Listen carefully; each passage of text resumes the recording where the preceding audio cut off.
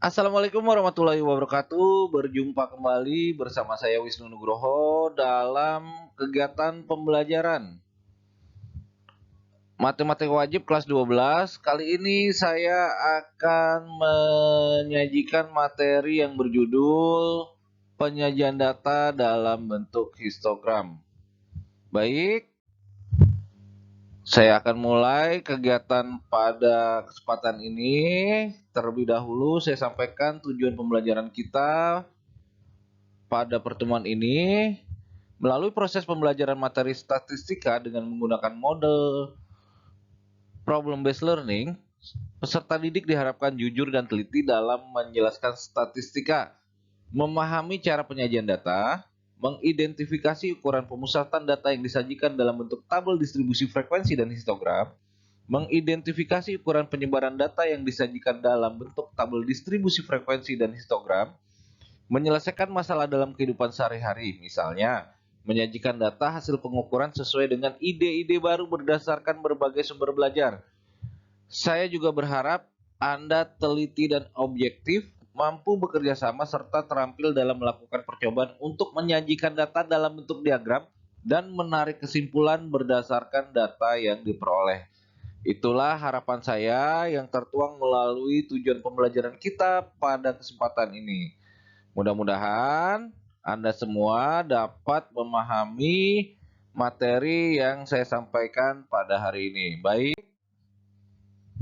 berikut sebagai persepsi saya sajikan sebuah permasalahan terkait penyajian data dalam bentuk histogram. Pada saat pemilihan OSIS SMA 5 Batanghari tahun 2021-2022, terpilih Terpilih pasangan ketua yang disajikan dalam bentuk histogram dengan suara terbanyak diperoleh pasangan Wahyu dan Elda. Dapatkah Anda menyusun data tabel distribusi frekuensi ke dalam bentuk histogram? Jelaskan langkah-langkah menyusun tabel distribusi ke dalam histogram. Baik, ya.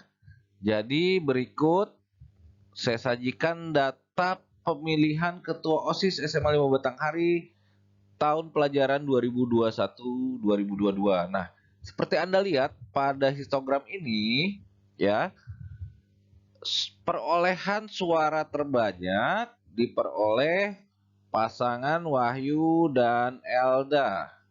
Ya. Kenapa?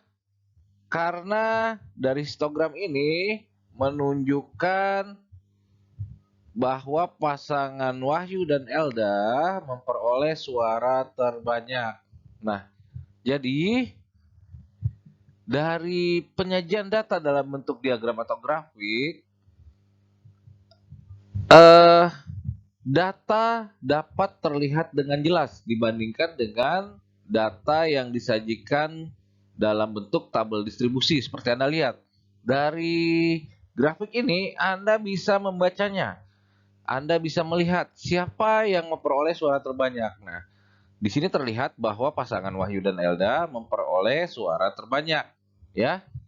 Kalau di dalam bentuk tabel, ya, Anda harus membaca tabelnya dulu dan tampilan dalam bentuk diagram atau grafik seperti tampilan histogram ini lebih menarik daripada data yang disajikan dalam bentuk tabel distribusi.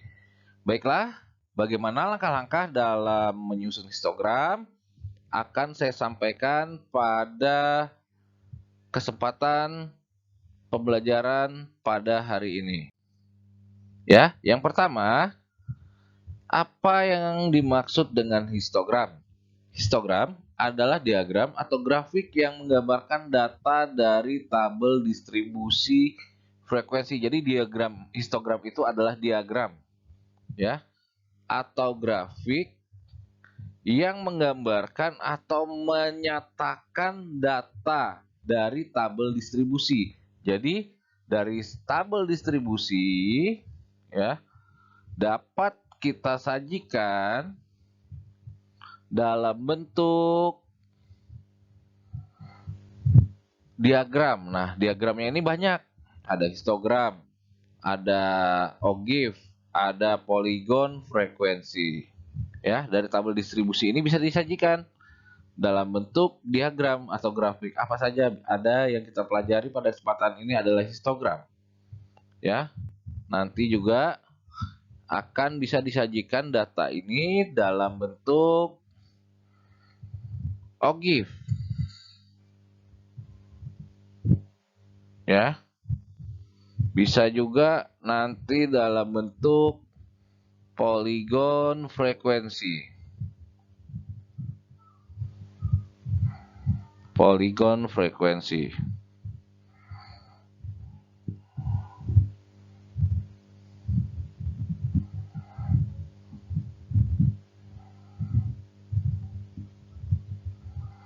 Baik, sesuai dengan materi kita pada kesempatan ini, kita akan menyajikan data tabel distribusi dalam bentuk histogram. Bagaimana langkahnya? Silakan Anda simak penjelasan saya berikut ini. Langkah-langkah dalam menggambar histogram ya. Tambahkan tepi bawah dari tabel distribusi frekuensi dengan rumus batas bawah dikurang 0,5. Yang kedua, tambahkan tepi atas dari tabel distribusi frekuensi dengan rumus batas atas ditambah 0,5.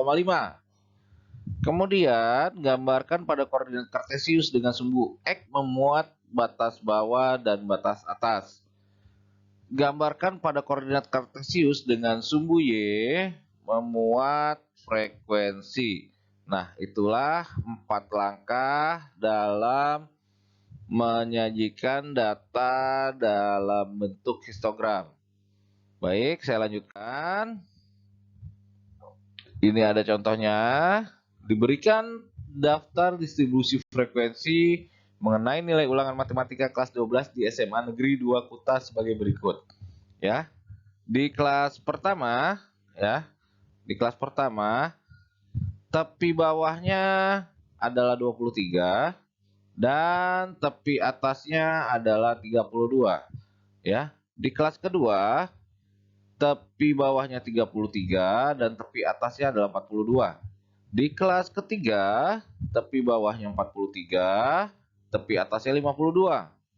Di kelas keempat, tepi bawahnya 53 dan tepi atasnya 62.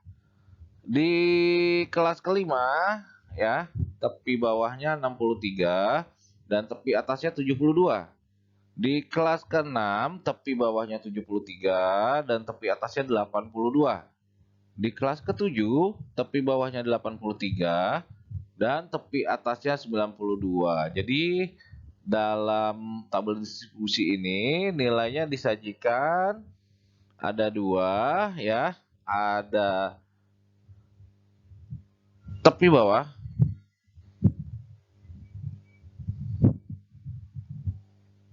batas bawah maksud saya. Batas bawah. Batas bawah ya. Dan ada batas atas.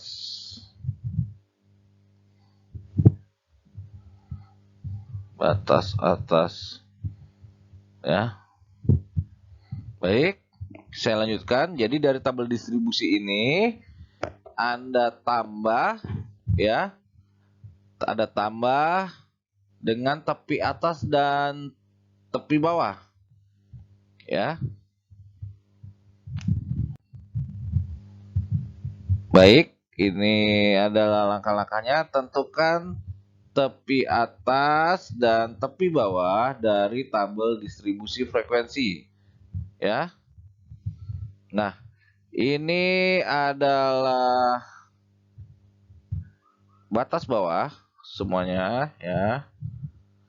Yang ini adalah batas atas ya. Ini batas bawah. Ini batas bawah ya.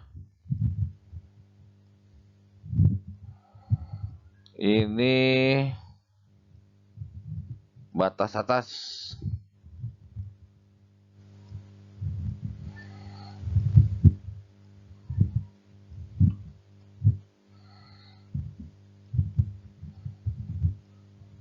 Ya. Dari batas bawah dan batas atas ini kita akan mencari tepi atas dan tepi bawah. Ya. Nah, tepi bawah ini didapat dari batas bawah kelas pertama, yaitu 23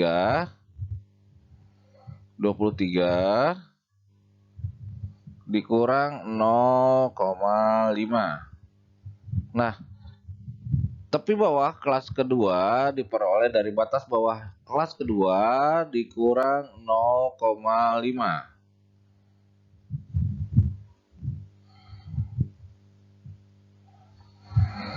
Tepi bawah kelas ketiga juga sama, itu diperoleh dari batas bawah kelas ketiga dikurang 0,5. Dan seterusnya ya. Semua batas bawah dikurangi 0,5. Ya. Tepi atas diperoleh dari batas atas ya. Batas atas di kelas pertama ini adalah 32. 32 ditambah 0,5 ya. Nah, tepi atas kelas kedua ya diperoleh dari batas atas kelas kedua ditambah 0,5, berarti 42 ditambah 0,5. Tepi atas kelas ketiga pun sama, batas bawah kelas ketiga ya 52 ditambah 0,5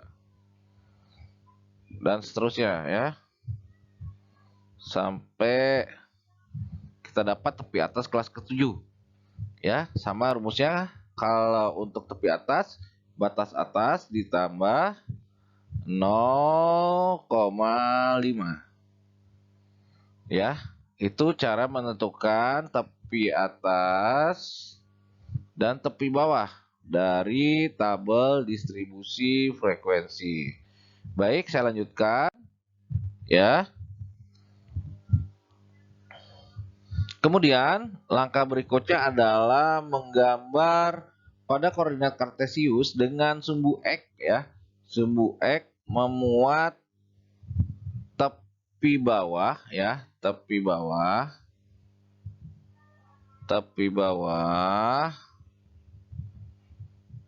dan tepi atas ya. Nah, ini tepi bawah dan tepi atas di sumbu X. Sedangkan untuk sumbu Y-nya adalah memuat frekuensi ya. Jadi Anda gambar koordinat kartesius dengan sumbu X memuat tepi bawah dan tepi atas dari tabel distribusi frekuensi yang sudah kita cari tadi. Dan di sumbu Y-nya memuat atau menyatakan frekuensi dari tabel distribusi frekuensi. Nah, berikut saya sajikan gambar histogramnya ya. Di sini memuat tepi bawah dan tepi atas kelas pertama. Yang ini memuat tepi bawah dan tepi atas kelas kedua. Yang ini memuat tepi atas dan tepi bawah kelas ketiga. Yang ini memuat tepi bawah dan tepi atas kelas keempat. Yang ini memuat tepi atas dan tepi bawah kelas kelima. Yang ini memuat tepi atas dan tepi bawah kelas ke-6.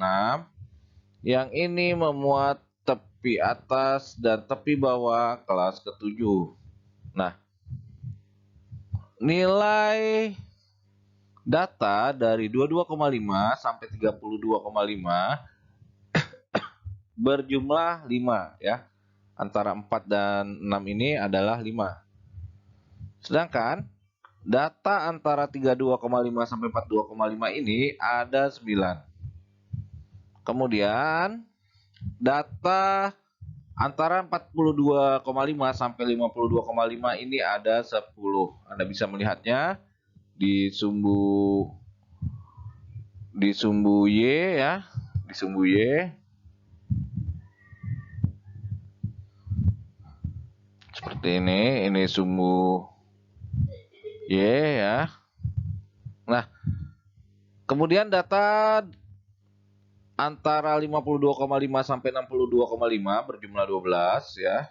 Kemudian data dari 62,5 sampai 72,5 itu ada 11 ya. Ini bisa Anda juga lihat di frekuensi. Kemudian data dari 72,5 sampai 82,5 ada 8 data ya. Kemudian data antara 82,5 sampai 92,5 ini ada 5 data, sama seperti data di kelas pertama. Baik, ini adalah histogram yang disajikan dari tabel distribusi frekuensi. Ya, saya harap Anda dapat memahami materi kita pada kesempatan ini ya. Anda dapat menyajikan data dalam bentuk histogram jika tidak disajikan atau diberikan suatu tabel distribusi frekuensi. Anda dapat menyajikan data dari tabel distribusi frekuensi itu dalam bentuk histogram. Baik, saya rasa cukup. Sebagai latihan Anda di rumah, silakan Anda sajikan data tabel distribusi berikut ke dalam bentuk histogram. Baik, mudah-mudahan Anda mengerti ya. Selamat mengerjakan tugas Anda dalam materi penyajian data dalam bentuk histogram. Terima kasih, saya akhiri. Assalamualaikum warahmatullahi wabarakatuh.